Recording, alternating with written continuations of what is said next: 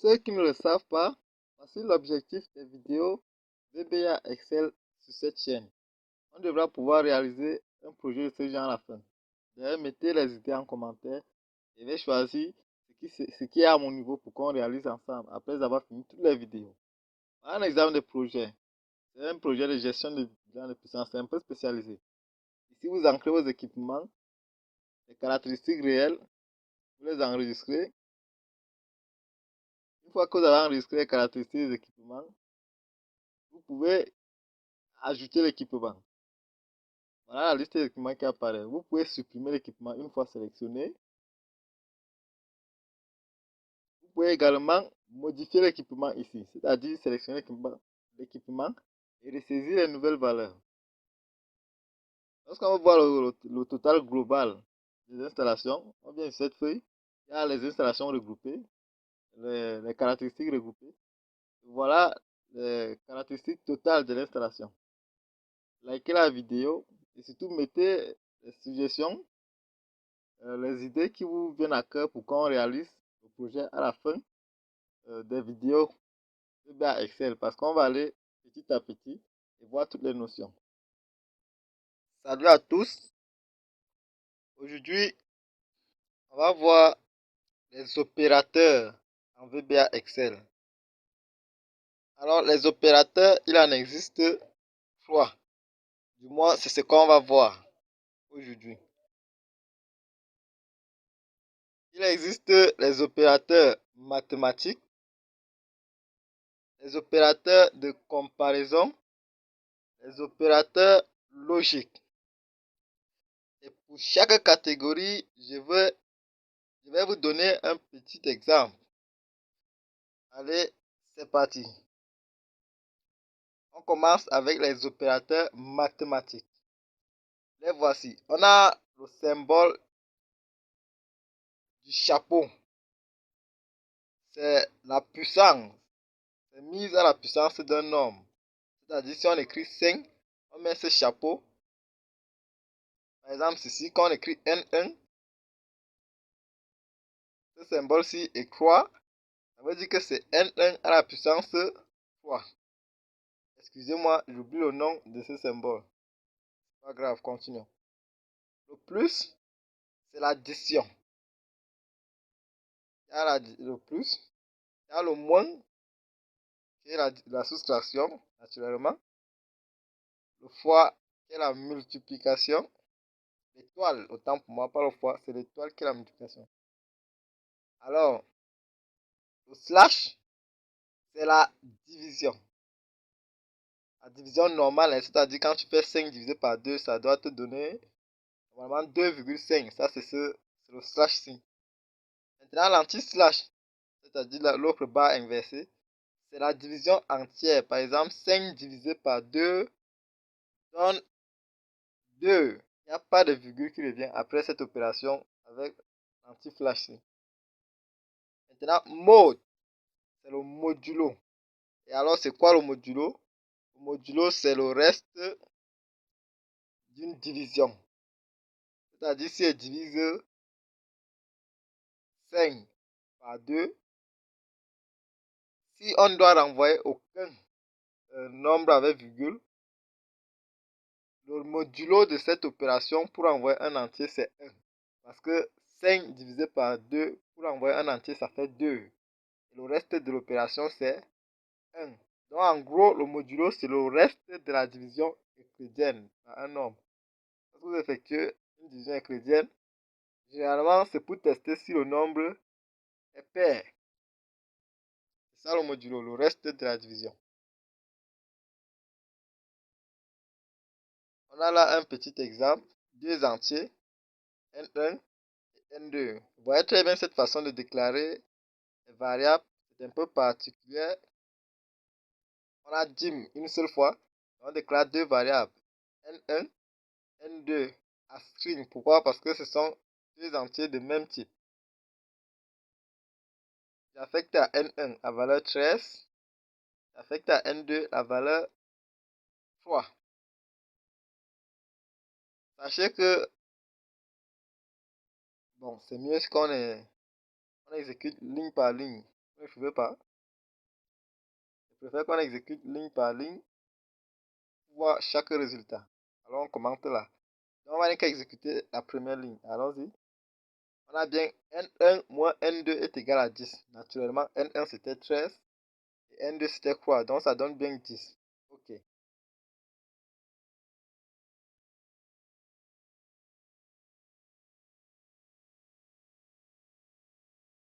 Bon, ça va nous perdre le temps. Mieux on exécute, on voit les résultats. De toutes les façons, ça affiche très bien. Ça affiche très bien l'opération avant de donner le résultat. Exécutons tout ensemble. On aura d'abord la soustraction. N1 moins N2.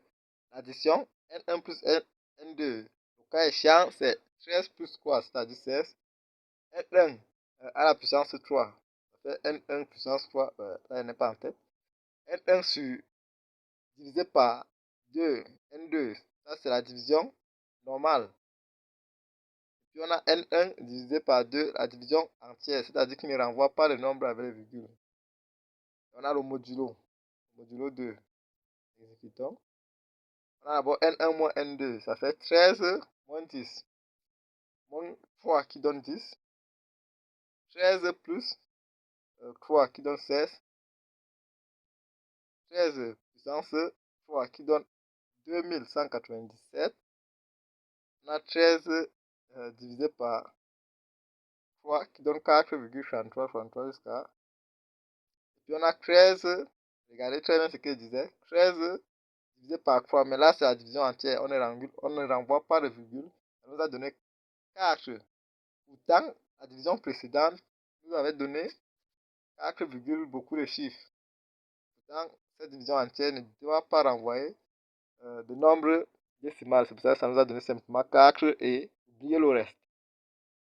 On a N1 mod 2 qui donne 1. Pourquoi 1? Parce que 13 divisé par 2, je rappelle, on ne prend pas avec les virgules, on observe simplement le reste de la division. Donc 13 divisé par 2, ça fait 6. Et le reste, c'est 1.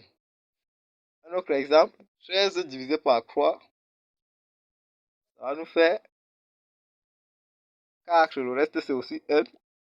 Donc, c'est ça le modulo, le reste de la division. Et on a fini avec les opérateurs mathématiques. C'est très facile, il suffit seulement de retenir ces deux opérations. Donc, 3 qui sont un peu particuliers. La puissance, la division entière et le modulo. Cette division avec la barre oblique, c'est un peu celle qui est connue. Et plus et moins sont très connus d'ailleurs. On passe sur les opérations de comparaison. On a égal à, celle-ci, égal à. On a inférieur à, inférieur ou égal à, supérieur à, supérieur ou égal à. Et puis, on a différent de. Voilà ce qui est particulier ici, c'est le différent. Bien sûr, ce qui pose problème en programmation en général, ce sont ces signes, les différents.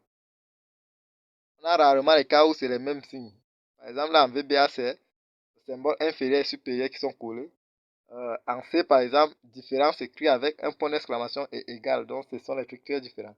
C'est pourquoi il faut le retenir pour chaque langage de programmation. Là, en VBA Excel, c'est inférieur et supérieur qui sont collés. Pour signifier que deux nombres sont différents. Alors, sachez-le, les opérateurs de comparaison renvoient vrai ou faux. Ils renvoient uniquement vrai ou faux. Si un test est vrai, il renvoie vrai. Si c'est faux, il renvoie faux. Par exemple, ici, 6 est supérieur à 2. Est-ce que c'est vrai? Oui. Si on exécute ça, on va voir que c'est vrai qu'il sera renvoyé. Commentons alors le reste. Exécutons la première ligne. 6 supérieur à 2. Voyons.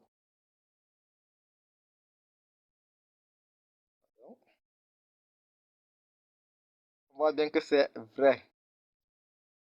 On va aller sur la deuxième ligne. Commenter l'autre. C'est bien de les exécuter ligne par ligne pour vraiment voir l'effet de chaque ligne. Et ici, c'est faux. Pourquoi c'est faux? Parce que ça dit 6 inférieur à 2. Pourtant, effectivement, 6 n'est pas inférieur à 2. Donc, c'est donc faux. Et ici, 6 supérieur ou égal à 6. Je vous laisse deviner. C'est vrai cette condition. Alors on va l'exécuter.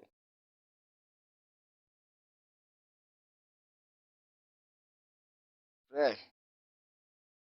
Ouais bien. Effectivement, 6 est supérieur ou égal à 6 lui-même. Ça c'est vrai. Bon, je vais décommenter tous ici. On va changer de façon d'exécuter pour qu'on aille un peu très vite. J'ai commenté encore 2 fois. Lorsque vous voulez commenter en bloc, je l'avais expliqué, c'est ici. Lorsqu'on veut décommenter, c'est ici. Si vous ne voyez pas ça s'afficher chez vous, allez dans affichage, barre d'accès, barre d'outils, autant pour moi, et cochez tous ces éléments, ce qui est sûr, ça va apparaître. Moi, carrément, je ne sais pas exactement ce qui fait apparaître lequel. Cochez, ça va finir par apparaître. Bon, on va exécuter là, étape par étape. On va aller sur l'exécution, pas à pas. Ici, lorsque vous cliquez ici, également, si vous n'avez pas ça, cliquez où je viens de montrer, affichage, barre d'outils, cochez-les tous, ce qui est sûr, ça va finir par apparaître. Fouillez jusqu'à vous trouver, pas à pas détaillé. Ça nous fait exécuter ligne par ligne. Alors là, nous sommes sur opérateur de comparaison. On doit tester ces if-ci. Allez, lorsque vous cliquez ici, sur pas à pas, il faut cliquer maintenant sur F8 pour avancer l'exécution. Vous voyez, quand on clique sur F8, l'exécution avance. Bien sûr, on peut maintenir le point rouge jaune et le déplacer et l'amener où on veut exécuter. Maintenant, placez-le ici sur if 5 est égal à quoi? Est-ce que 5 est égal à quoi? C'est faux. Donc là, ici, on a deux tests. Si 5 est égal à 3, on dit que ces deux entiers sont égaux. Si 5 n'est pas égal à 3, c'est-à-dire dans le cas où sinon, else, ces deux entiers sont différents. Et ici, on s'attend à ce que c'est ce message qui s'affiche. Alors, allons-y, appuyez sur F8, on avance dans l'exécution. Vous voyez qu'on a sauté ça, on ne l'a pas affiché, mais on doit afficher ceci. Pardon. F8, on affiche bien, ces deux entiers sont différents. Continuons dans notre exécution par pas. On arrive ici. Déplacez, vous portez, vous amenez là. If 5 est différent de 3. Est-ce que 5 est différent de 3? Oui, on doit donc ancrer ici. Ces deux entiers sont différents, mais pas ancrés ici dans le sinon. Allons-y, F8. On est bien ancré, ces deux entiers sont différents de 3. Et vous voyez qu'on saute directement cette instruction, celle-ci. On passe là directement sur les opérateurs logiques. Alors les opérateurs logiques, ça vient de beaucoup plus utilisé en électronique. Mais en VBA Excel, les plus utilisés, c'est le AND, le OR, le NOT et le XOR. Le AND, c'est le et logique, c'est-à-dire pour tester si deux conditions sont vraies absolument. C'est comme vous dites à quelqu'un que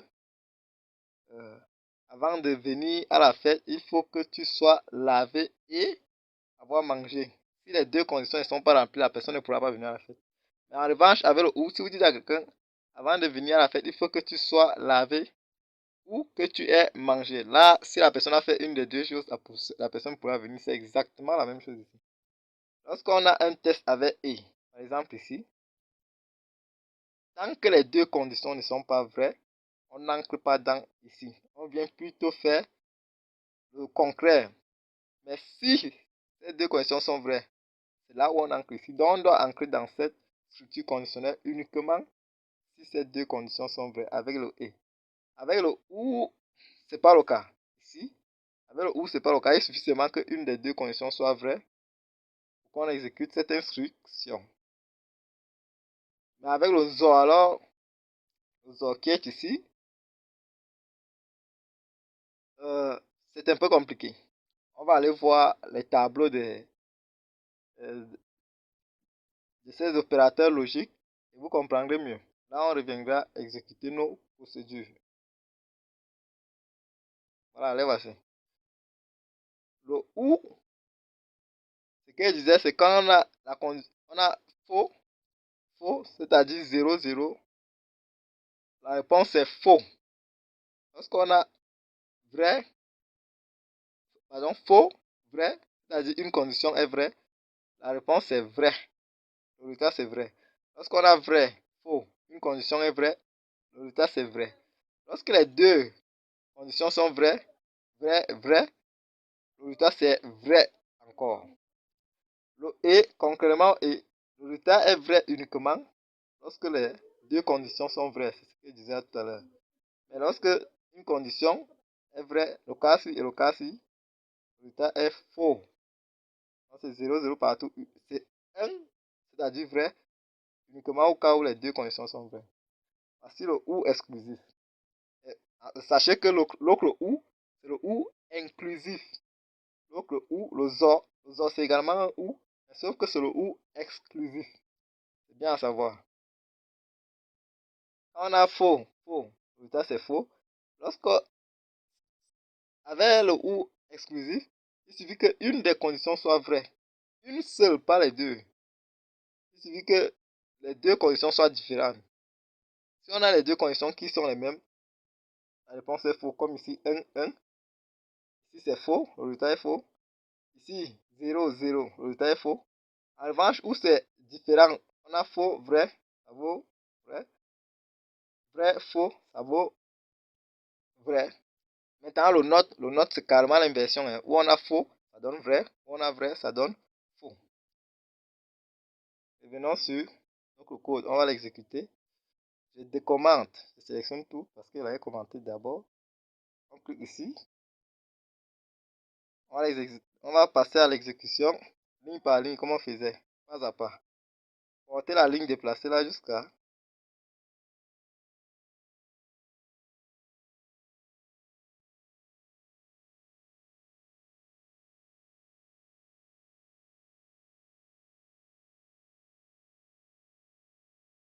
elle refuse de bouger. Bon, on va l'exécuter jusqu'à ce que ça arrive où on veut.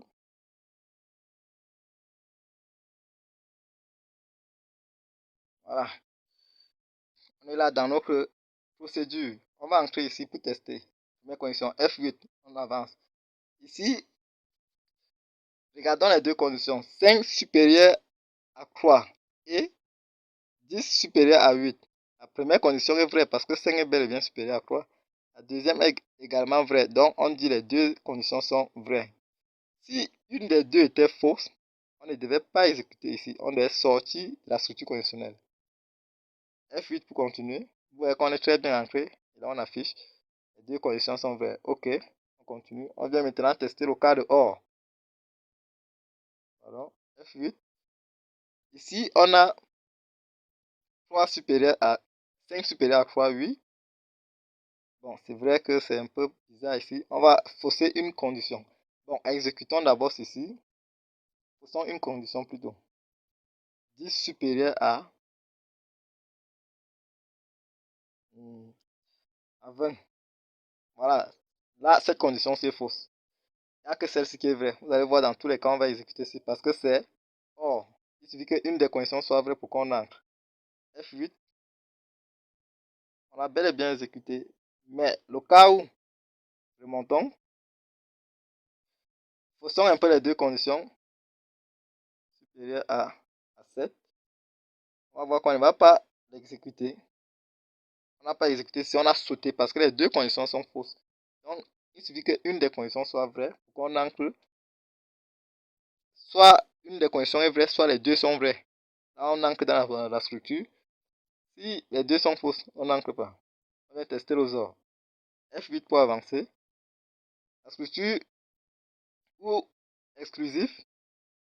Pour que on entre dans la boucle, on l'a bien vu. Il faut que les réponses soient différentes. Si ici c'est faux, là-bas doit être vrai. Là, on peut entrer. Mais si c'est faux, faux, on n'entre pas. Si c'est vrai, vrai, on n'entre pas. Mais dans le cas, si 5 est supérieur à 3, donc c'est vrai. Et 10 est supérieur à 8, donc c'est vrai. On ne pourra pas entrer. F8. On n'est pas entré. Donc, je vous laisse tester et d'expérimenter vous-même en voyant toutes les possibilités. Ici, on vient directement sur le note. I est égal à 0. Je l'ai initialisé ici.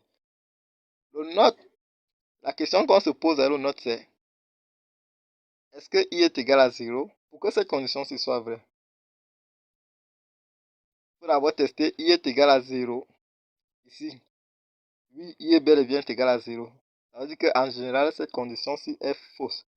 Pourquoi? Parce que le not évalue d'abord la condition qui est devant elle. Puisque elle, c'est not, ça veut dire c'est ne pas. Si ceci est vrai, ça renvoie faux. Si ceci est faux, ça renvoie vrai. On l'a très bien vu dans le tableau que je peux vous présenter là à nouveau. Lorsque on a faux, ça renvoie vrai. Si on a vrai, ça renvoie faux. Donc, puisque i est bel et bien égal à 0, ça veut dire que ce not va renvoyer une condition fausse. En conséquence, on ne va pas exécuter ce code. Allons-y. F8, vous voyez qu'on l'a sauté, on ne l'a pas exécuté. Et puis, on vient tester ici. On va voir exactement ce que not. Lorsqu'on teste i est égal à 0, renvoie. I est égal à 0, not. On va tester. Appuyez sur F8. Ça donne renvoyer un résultat. Actuellement, c'est faux. Effectivement. Donc, cette condition, not i est égal à 0, c'est faux. Il faut voir le not comme si c'est le ne pas. On a par exemple une condition qui est vraie devant nous. Le not fait le ne pas, ça fait l'inversion. Donc, si cette condition est vraie, elle inverse, elle envoie la condition fausse. Si la condition qui est devant elle est fausse, elle inverse, elle envoie la condition vraie. Alors, j'espère que vous avez aimé la vidéo. Si c'est le cas, likez et abonnez-vous à la chaîne pour ne pas rater les prochaines vidéos.